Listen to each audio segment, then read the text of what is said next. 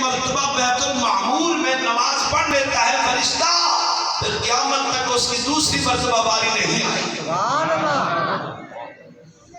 کتنی کثیر تعداد میں اللہ نے فرشتوں کو پیدا، لیکن اللہ کے پیارے خلیل کا مقام اور سنت ہے کہ آپ اس کے ساتھ پیٹھ لگا کر بیٹھے ہیں۔ اب آقا کریم صلی اللہ علیہ وسلم نے فرمایا، وہاں پر جب میں پہنچا تو میں نے اپنی امت کو دو حصوں میں دیکھا۔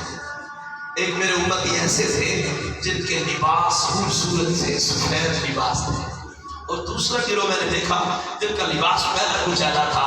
حضور فرماتے ہیں میں بیت المعمور میں جب داخل ہوا تو جن کے خوبصورت لباس تھے وہ بھی میرے ساتھ داخل ہوئے۔ تو آقا کریم نے وہاں جا کر حضور نے فرشتوں کی امامت فرمائی۔ فرماتے ہیں جن کے خوبصورت کپڑے تھے انہوں نے میرے ساتھ نماز پڑھی بیت المعمور میں،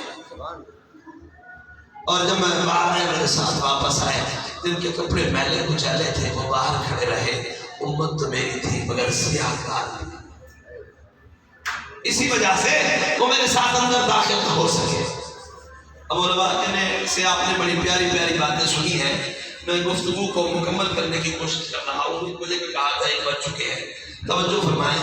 حضرت ابراہیم خلیل اللہ علیہ السلام نے آقا کریم صلی اللہ علیہ وسلم کو امت کی طرف ایک پیغام،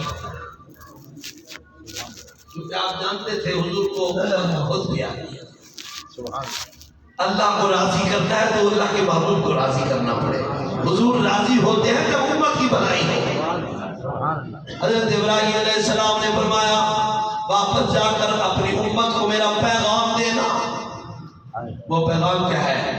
جنت کی زمین زرخیز ہے اور جنت کا پانی بھی بہت میٹھا ہے، وہاں پر کثرت سے درخت لگاؤ۔ وہ درخت کیسے لگتے ہیں؟ سبحان اللہ، الحمدللہ، اللہ اکبر، لا الہ الا اللہ۔ فرمایا جتنا کثرت سے پڑھو گے اتنا زیادہ جنت میں تمہارے لیے باغ لگ جائے۔ جنت میں اللہ نے جو مومن کے لیے حصہ بتایا نا، اس کا کچھ تو باغ لگا ہوا ہے، کچھ خالی ہے۔ وہ جب یا اللہ کا ذکر کرتے ہیں تو ذکر کی برکت سے وہاں پر باغ لگتا ہے۔